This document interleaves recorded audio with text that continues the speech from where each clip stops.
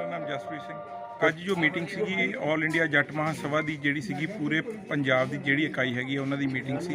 ਸੋ ਚੌਧਰੀ ਯੁੱਧਵੀਰ ਜੀ ਇੱਥੇ ਆਏ ਸੀਗੇ ਤੇ ਉਹਨਾਂ ਨੇ ਜੋ ਇਹ ਮੀਟਿੰਗ ਹੈ ਇਹਦਾ ਮੀਟਿੰਗ ਦਾ ਮਕਸਦ ਇੱਕ ਸੀਗਾ ਕਿ ਜਿਹੜੇ ਸਾਡੇ ਜੱਟਾਂ ਦਾ ਸੰਘਰਸ਼ ਹੈ ਜਿਹੜਾ ਢਿੱਲਾ ਪੈ ਚੁੱਕਾ ਸੀਗਾ ਉਹਦੇ ਵਿੱਚ ਇੱਕ ਦੁਬਾਰਾ ਜਾਨ ਫੂਕਣੀ ਤੇ ਜਿੰਨੇ ਵੀ ਸਾਡੇ ਅਹੁਦੇਦਾਰ ਆ ਉਹਨਾਂ ਦੇ ਜੋ ਗਿਲੇ ਸ਼ਿਕਵੇ ਸੀਗੇ ਉਹਨਾਂ ਨੂੰ ਦੂਰ ਕਰਨਾ ਤੇ ਜਿਹੜੇ ਸਾਡੇ ਹੋਰ ਜਿੰਨੇ ਵੀ ਇੱਥੇ ਅਹੁਦੇਦਾਰ ਆਏ ਨੇ ਉਹਨਾਂ ਨੇ ਆ ਕੇ ਆਪਣੀਆਂ ਮੰਗਾਂ ਸੀ ਸ਼ਿਕਾਇਤਾਂ ਸੀ ਉਹ ਸਾਰੀਆਂ ਯੁੱਧਵੀਰ ਜੀ ਦੇ ਮੂਹਰੇ ਰੱਖੀਆਂ ਚੌਧਰੀ ਜੀ ਦੇ ਜਿਨ੍ਹਾਂ ਦਾ ਉਹਨਾਂ ਨੇ ਸੰਵਿਧਾਨ ਜਿਹੜਾ ਦਾ ਉਹਨਾਂ ਨੇ ਪੂਰੀ ਤਰ੍ਹਾਂ ਇਹ ਸਾਨੂੰ ਆਸ਼ਵਾਸਤ ਕੀਤਾ ਹੈ ਕਿ ਅਸੀਂ ਉਹਨਾਂ ਦਾ ਜੋ ਵੀ ਚੰਗੇ ਤਰੀਕੇ ਨਾਲ ਜੋ ਉਹਨਾਂ ਦਾ ਜਿੱਦਾਂ ਵੀ ਸੋਲਵ ਕਰ ਹੋਣਗੇ ਉਸ ਤਰ੍ਹਾਂ ਸੋਲਵ ਕਰਨਗੇ ਤੇ ਸਾਡੇ ਬਹੁਤ ਹੀ ਮਾਣਯੋਗ ਜੋ ਕਿ ਆਲ ਇੰਡੀਆ ਜੱਟ ਮਹਾਸਭਾ ਦੇ ਸੀਨੀਅਰ ਵਾਈਸ ਪ੍ਰੈਜ਼ੀਡੈਂਟ ਨੇ ਨੈਸ਼ਨਲ ਦੇ ਸਰਦਾਰ ਹਰਪਾਲ ਸਿੰਘ ਹਰਪੁਰਾ ਜੀ ਉਹਨਾਂ ਨੂੰ ਅੱਜ ਇਹਨਾਂ ਨੇ ਇੱਥੇ ਆ ਕੇ ਇੱਕ ਐਕਟਿੰਗ ਪ੍ਰਧਾਨ ਸਾਡੇ ਪੰਜਾਬ ਦਾ ਬਣਾਇਆ ਤਾਂ ਕਿ ਅਸੀਂ ਇਸ ਸੰਗਠਨ ਨੂੰ ਮਜ਼ਬੂਤ ਕਰ ਸਕੀਏ ਤੇ ਜੋ ਉਹਨਾਂ ਦਾ ਜਨਵਰੀ ਦੇ ਵਿੱਚ ਸਾਨੂੰ ਆਦੇਸ਼ ਆਏਗਾ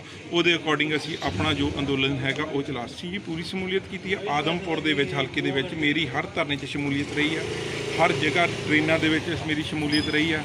ਅਸੀਂ ਜੋ ਵੀ ਇਹਨਾਂ ਦੇ ਲਈ ਕਿਸਾਨਾਂ ਦੇ ਲਈ ਕਰ ਹੋਇਆ ਕਿਉਂਕਿ ਜੋ ਮੰਡੀਕਰਨ ਦਾ ਕਾਨੂੰਨ ਹੈ ਉਹ ਜੱਟ ਮਹਾਸਭਾ ਆਜ਼ਾਦੀ ਤੋਂ ਪਹਿਲਾਂ ਲੈ ਕੇ ਆਈ ਸੀ।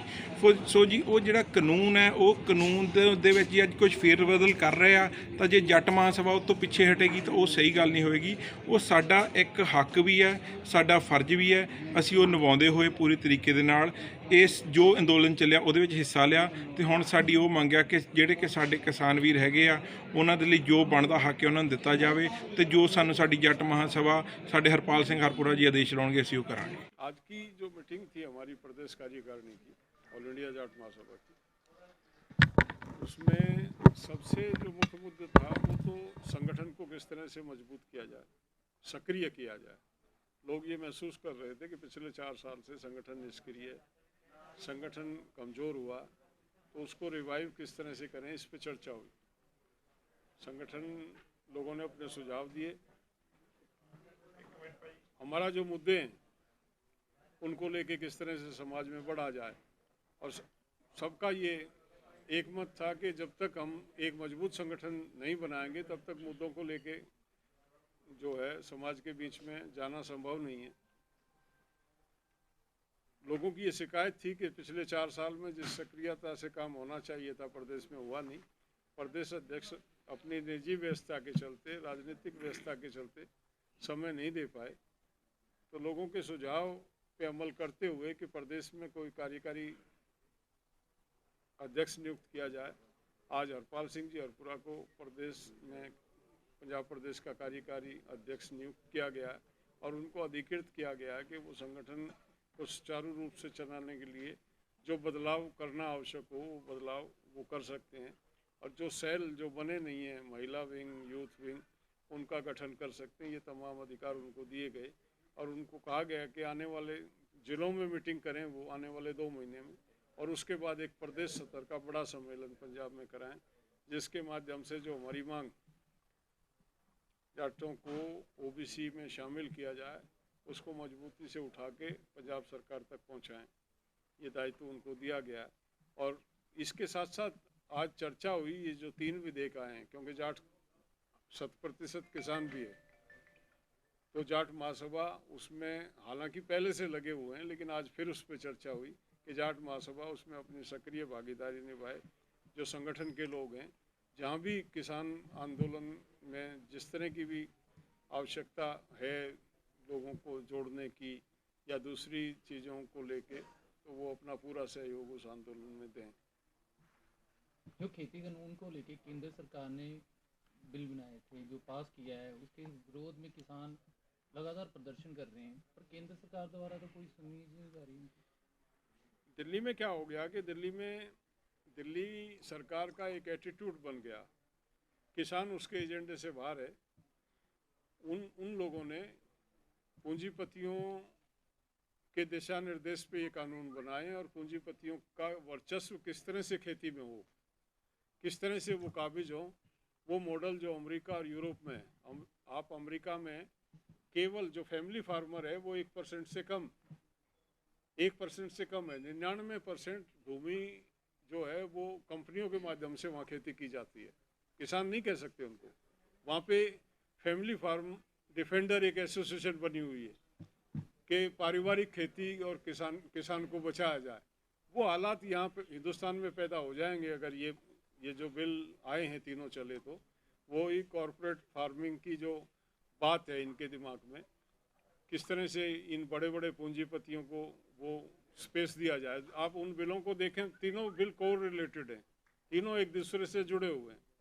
ये जो आपका मंडी का बिल है या वो एसेंशियल कमोडिटी का है या कॉन्ट्रैक्ट फार्मिंग का, को रिलेटेड हैं सारे। और एक षड्यंत्र है ये बहुत बड़ा, हिंदुस्तान को यूरोप बनाना चाहते हैं। उनको ये नहीं पता कि यूरोप की स्थिति और हिंदुस्तान की स्थिति में फ़र्क है। हिंदुस्तान में दिल्ली की पॉपुलेशन, चंडीगढ़ की पॉपुलेशन जैसे देश हैं, उनकी नीतियां अलग बनती हैं। जहाँ पे 135 करोड़ का देश और जिसमें 80% लोग खेती करते हैं और जिनकी होल्डिंग जो है वो एकड़ों में है, उनको कंपेयर कर रहे हैं हजारों हेक्टेयर के किसान नहीं है, कंपनियों के माध्यम से। मैं ब्राज़ील गया था, वहाँ पे एक किसान कह रहे थे, वो क्या ये किसान है, उसकी जो होल्डिंग थी वो 1,13,000 हेक्टेयर थी। अब इन लोगों ने कब्जा, यूरोपियंस ने वहाँ लैटिन अमेरिका में भी इस तरह से कब्जा कर रखा पूरे। उधर हमारे यहाँ भी वो नए पूंजीपति तैयार हो गए हैं, वो कृषि के क्षेत्र में जो है वो काबिज होना चाहते हैं। तो ये एक बहुत बड़ा षड्यंत्र है किसान को उसके खेत में मजदूर बनाने का। और दिल्ली सरकार पूरे तौर से बात, मतलब एक ये जो शरारत हुई है, इस तरह की एक आपदा है, अंतर्राष्ट्रीय आपदा है, पूरा देश उससे जूझ रहा है, लाखों लोग जान गंवा चुके, 80 लाख लोग उससे पीड़ित हो चुके इस देश में। ऐसे में ऑर्डिनेंस ला के 3 बिल लाना, कोई सा बिल इतना अर्जेंट नहीं है जिसको रातों रात ला के ऑर्डिनेंस के माध्यम से थोपा जाए लोगों पे। और हजारों बिल पड़े हैं जो संसद में पेंडिंग है, जिन पे बहस नहीं हो रही, जिनको रखा नहीं जा रहा टेबल पे। ये बिल लाए गए, ऑर्डिनेंस के माध्यम से लाए गए और सत्र बुलाया गया। सत्र बुला के इमीडिएटली बिना चर्चा किए, कोई आज पीछे परिपाटी बनी हुई है, सेलेक्ट कमेंट वहाँ पे पार्लियामेंट्री बोर्ड में डाल देते हैं, जहाँ पे एमपीज देखते हैं, तमाम दलों के एमपी होते हैं उसमें, पार्लियामेंट्री कमेटी में, उसमें चर्चा होती है। चर्चा, वो अपनी रिपोर्ट देते हैं, उसके बाद वो टेबल पे लाया जाता। कोई प्रोसीजर अपनाया नहीं गया। आप तो प्रेस से जुड़े लोग हैं, जिस दिन वोटिंग हुई राज्यसभा में उस दिन मेजोरिटी थी नहीं वहाँ पे। बिना मेजोरिटी के, बिना वोटिंग के उसको पेश करके और उसको कर दिया गया। तो इनकी मंशा को दर्शाता है कि एजेंडा, अगर किसान का डर होता, किसान के प्रति आदर होता इनके मन में, तो निश्चित तौर पे बिल बनाने से पहले एक डिबेट देश में होनी चाहिए। अच्छा सर, अभी आपका एजेंडा जो आगे का वो क्या रहेगा अपनी पार्टी से? हमारी पॉलिटिकल पार्टी नहीं है, हमारा सामाजिक संगठन है ऑल इंडिया जाट आपके तो पार्टी। एजेंडे तो होंगे, क्या एजेंडा आप हमारा समझ ये है कि हम अपने समाज में व्याप्त कुरीतियों को खिलाफ लड़ें। जो मुख्य हम मानते हैं, नशाखोरी जो नौजवान में बढ़ रही है, जो दहेज प्रथा है, जो दिखावा बढ़ रहा है, ये हमारे समाज का मूल स्वरूप नहीं है। अपने बच्चों को एहसास कराएं और रोकें, और जो हमारा मूल कैरेक्टर था, पंजाब की जो पहचान थी जो नौजवान की, उनको सही राह पे ला के उस पहचान को कायम करें। हमारे बच्चे अच्छी शिक्षा लें, उनको उस तरह से, किस तरह से हम उनको मोटिवेट करें, अच्छे स्कूल और कॉलेजेस जो हैं उनमें किस तरह से जाएं, उनका निर्माण कराएं, अपने स्तर पे, समाज के स्तर पे वो बनाएं। आर्थिक तौर पे बच्चों को गाइड करें कि आज के समय में किस तरह खेती को छोड़ के किस तरह के काम धंधे में, जो हमारे कृषि से संबंधित काम है, गांव में एग्रो बेस जो इंडस्ट्री है वो लगाई जाए, बच्चों को इन्वॉल्व किया जाए उसमें। और इन सब एजेंडों को लेकर आपको नहीं लगता 4 साल के करीब हो गया पंजाब में कांग्रेस सरकार बनी हुई और आपका जाट महासंगठन पीछे जा रहा है? बेसिक, मैं तो कह रहा हूँ कि 4 साल में कुछ नहीं हुआ, इसीलिए आज हम यहाँ बैठे हैं। एक अध्यक्ष हमारे जो थे वो निष्क्रिय रहे, 4 साल काम नहीं कर पाए, काम नहीं किया उन्होंने। वो परिस्थिति उनकी अपनी हैं कुछ जिनकी वजह से, लेकिन वो समाज हित में नहीं था जो भी हुआ है। और समाज ने ये निर्णय लिया कि वो नहीं काम कर पा रहे हैं, तो एक कार्यकारी अध्यक्ष प्रदेश में नियुक्त किया जाए, जिसके माध्यम से जो सामाजिक गतिविधियाँ उनको बढ़ाया जाए। ये निर्णय लेके आज हमने एक कार्यकारी अध्यक्ष की नियुक्ति की है। बात करदन जी, ऑल इंडिया जाट महासभा जी दे ਜਨਰਲ ਸਕੱਤਰ ਸਾਹਿਬ ਜੁੱਧਵੀਰ ਜੀ, ਮੈਂ ਲਗਭਗ 25 ਸਾਲ ਤੋਂ ਜੁੱਧਵੀਰ ਜੀ ਦੇ ਨਾਲ ਜਾਟ ਮਹਾਂਸਭਾ 'ਚ ਕੰਮ ਕਰ ਰਿਹਾ as a senior vice president all India Jat Mahasabha. Captain ਸਾਹਿਬ ਸਾਡੇ ਪ੍ਰੈਜ਼ੀਡੈਂਟ ਹੈ, ਮੈਂ ਨੰਬਰ 2 ਹਾਂ ਉਹਨਾਂ ਦਾ ਸੀਨੀਅਰ ਵਾਈਸ ਪ੍ਰੈਜ਼ੀਡੈਂਟ। ਲੇਕਿਨ ਇਹਨਾਂ ਨੇ ਮੈਨੂੰ ਕਿਹਾ, ਮੈਂ ਪੰਜਾਬ ਦਾ ਰਹਿਣ ਵਾਲਾ, ਗੁਰਦਾਸਪੁਰ ਜ਼ਿਲ੍ਹਾ ਹੈ ਮੇਰਾ, ਅਤੇ ਇਹਨਾਂ ਨੇ ਮੈਨੂੰ ਕਿਹਾ ਕਿ ਤੁਸੀਂ ਇਹ ਜ਼ਿੰਮੇਵਾਰੀ ਸੰਭਾਲੋ, ਜਿਹੜਾ ਸਾਡਾ ਸੰਗਠਨ ਆ ਉਹਨੂੰ ਸਤਰਕ ਕੀਤਾ ਜਾਵੇ, ਉਹਨੂੰ ਤਾਜ਼ਾ ਕੀਤਾ ਜਾਵੇ, ਅਤੇ ਜਿਹੜੀਆਂ ਸਾਡੀਆਂ ਮੰਗਾਂ ਆ, ਜਿੱਦਾਂ ਰੈਜ਼ਰਵੇਸ਼ਨ ਦੀ ਮੰਗ ਆ, ਸਮਾਜਿਕ ਕੁਰੀਤੀਆਂ ਆ, ਫਿਰ ਕਿਸਾਨਾਂ ਦੀ ਮਦਦ ਕਰਨ ਦੀ ਗੱਲ ਕੀਤੀ ਆ ਸਾਰੇ ਸਮਾਜ ਦੇ ਲੋਕਾਂ ਨੇ, ਪੰਜਾਬ ਦੇ ਲੋਕਾਂ ਨੇ, ਜ਼ਿਲ੍ਹਾ ਪ੍ਰਧਾਨਾਂ ਨੇ। ਅਤੇ ਅਸੀਂ ਪੰਜਾਬ ਦੇ ਵਿੱਚ, ਹਰਿਆਣੇ 'ਚ ਆਲਰੇਡੀ ਅਸੀਂ ਸਾਥ ਦੇ ਰਹੇ, ਪੂਰੇ ਦੇਸ਼ 'ਚ ਕਿਸਾਨਾਂ ਦਾ ਸਾਥ ਦੇ ਰਹੇ, ਜਿਹੜੀ ਆਲ ਇੰਡੀਆ ਜੱਟ ਮਹਾਂਸਭਾ। ਅਤੇ ਅੱਜ ਅਸੀਂ ਸਾਰੇ ਠੋਕ ਕੇ ਕਹਿ ਸਕਦੇ ਹਾਂ ਕਿ ਅਸੀਂ ਕਿਸਾਨਾਂ ਦਾ ਸਾਥ ਜੱਟ ਮਹਾਂਸਭਾ ਦੇਵੇਗੀ, ਔਰ ਆਪਣਾ ਜਿਹੜਾ ਸਾਡਾ ਬਣਦਾ ਹੱਕ ਆ, 9 ਸਟੇਟਾਂ 'ਚ ਅਸੀਂ ਰੈਜ਼ਰਵੇਸ਼ਨ ਲੈ ਚੁੱਕੇ ਹਾਂ, ਔਰ ਇੱਥੇ ਵੀ ਸਾਡਾ ਹੱਕ ਬਣਦਾ ਪੰਜਾਬ 'ਚ।